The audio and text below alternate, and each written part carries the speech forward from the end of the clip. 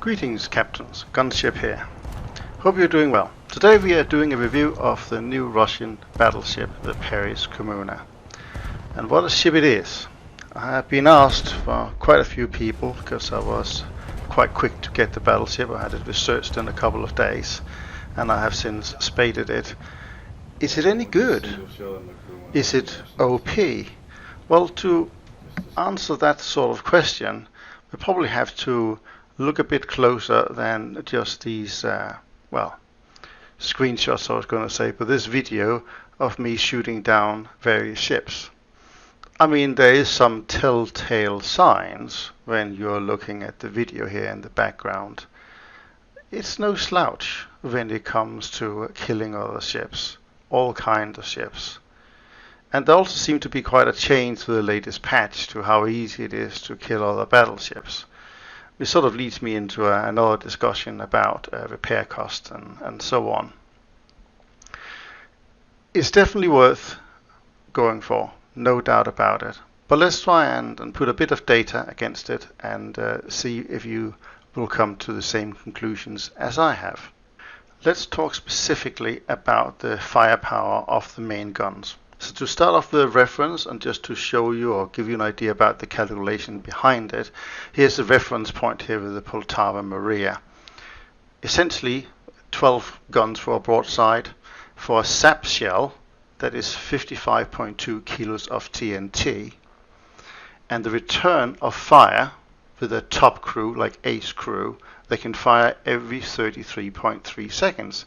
Now that gives us an amount of TNT in kilo per second of 19.89. And also put down the penetration and the muzzle velocity as well, just for reference point.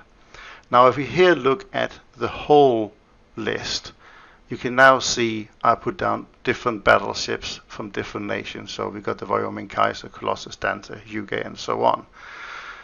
Now one thing that will draw your eye immediately is that the kommuna actually has a higher rate of fire, 27.2, and immediately the sap round now is up to 24.35 kilos of TNT per second. Now the little graph down the bottom, or table down the bottom should I say, that shows how powerful the Parizhskaya is compared to other ships using different shells. So at the very top, the sap shell on the Parizhskaya actually deals 22% more damage than the Poltava Maria because your rate of fire is higher. It's 43% if you're firing the HE shell, and there is a new HE shell. So on the Parizhskaya you can see there's two HE shells. There's a 1911, which is the standard, but there's also the 1928, and it has a higher filler. And not only does it have a higher filler, it has about the same penetration at 10 kilometers 30 degrees, but notice the muzzle velocity is vastly improved. This gives you a more flat trajectory when you're shooting, and that'd be quite useful because if you're shooting a target, it's about how quickly does the shell actually get there. It's worth having that extra few meters a second.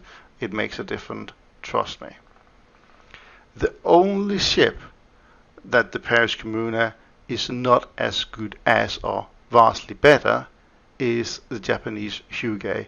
Actually there is about down 11% on firepower, but that's it. The Parizhskaya is essentially not far from it as good as the Hyūga in terms of firepower, and I think that is pretty impressive. Now some of the stats here are a little bit eye-watering when you look at them. The fact that, for example, compared to the MSS Kaiser, our sap is 350% more effective. That's a bit terrible. I don't think that quite equates that way in the game when you play it, but looking here, it's an interesting table. I took a little bit of time to put it together, but I hope you enjoyed. Now AA is of course interesting, so the first test we did was a PE8 against a Poltava with predictable results. testing with the P8 against Parizhskaya is sort of a different story. As you can see, the AA here is going quite well, and it actually starts shooting about 5.5 kilometers out. Now I do manage to kill the plane, but not before he managed to hit me, and the pilot here is pretty good. So he managed to get the bomb off. I do manage to shoot him down. I still get killed, but it depends on the pilot, and it depends whether they fly in a straight line or not. Now it looks great there until you can see I explode. Now we did try more than once, just to be sure. We tried 3 or 4 times. And I think only out of those there was one where I escaped. This one here, I shoot him down, but the bomb is on his way. And as you will see, it managed to hit me right in the stern of the ship. And I do sink as a result.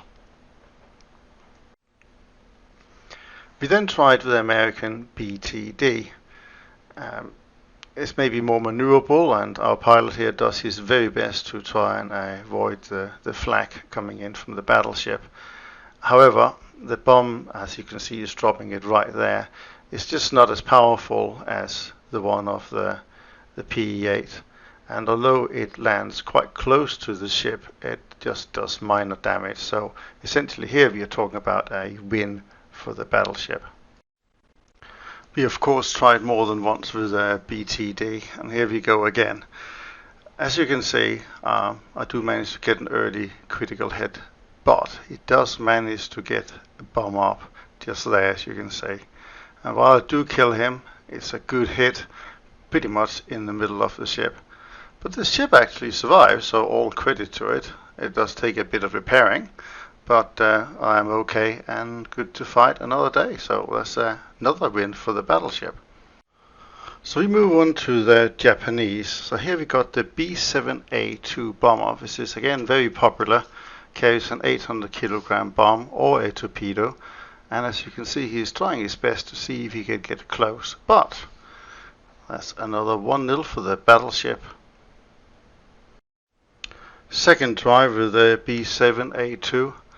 And again, he's trying hard to avoid the flak as he's coming in here. But again, I do manage to get something on him. Now we do manage to get the bomb off, but as you can see, yeah, it's damage, but you know, a quick repair and we're on again. So yeah, 2-0 regarding the Japanese. So now we're going to give the Ju-288 a bit of a go. Bigger bombs, faster plane, and still within the battle rating. So yeah, let's see how that pops. But as you can see here, he overshot. So 1-0 to the battleship, but it depends on the drop. Second try with the Ju-288. Trying to avoid me the best he can, and I think that bombs are already somewhat on their way. Yes, direct hit, and I am gone. So well done, it's 1-1.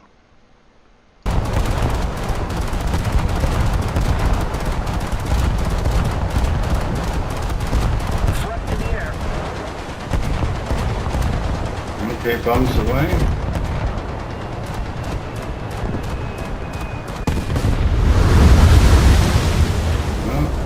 They missed. Got an aircraft. Hey, wake up.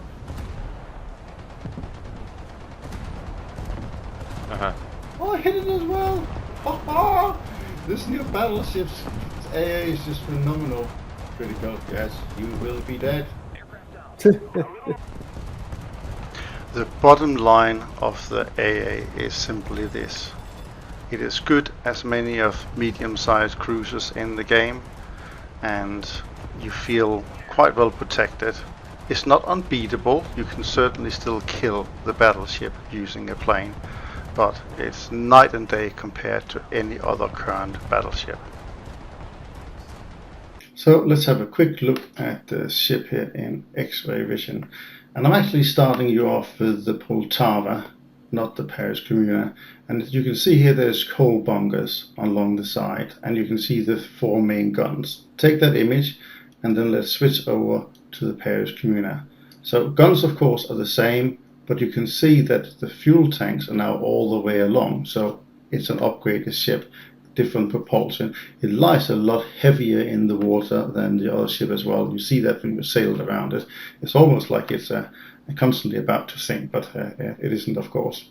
Now, in terms of the guns, so we can't avoid not to see the 4 times 12-inch turrets here with 3 guns in each, exactly the same as what you have in the Maria and the Poltava. The secondary guns are here along the side, so that's your 120mm guns, again similar to the 2 other previous ships.